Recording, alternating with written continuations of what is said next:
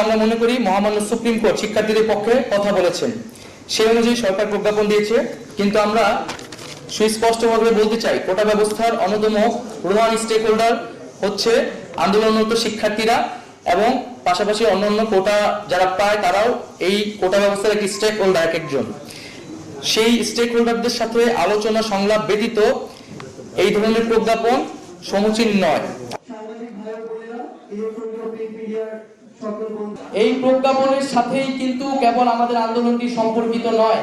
আমরা কিন্তু আন্দোলন থেকে সরে আসছি না।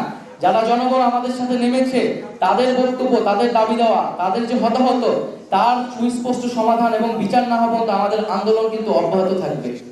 আমরা শুরু করতে কিছুটা বিলম্ব করেছি, আপনারা সকলেই জানেন। আমাদের চারটি জরুরি দাবি আমরা আবার উল্লেখ করছি। 1, ইন্টারনেট সচল করতে হবে। 2, কারফিউ উইথড্র করতে হবে। 3, বিশ্ববিদ্যালয় বা শিক্ষা প্রতিষ্ঠানগুলো থেকে আইন শৃঙ্খলা বাহিনী সরিয়ে নিয়ে সরকার এবং প্রশাসনের সমন্বয়ে সুষ্ঠু পরিবেশ নিশ্চিত করে আবাসিক হল খুলে দিয়ে আমাদেরকে শিক্ষা প্রতিষ্ঠানে ফিরে যাওয়ার পরিবেশ তৈরি করে দিতে হবে।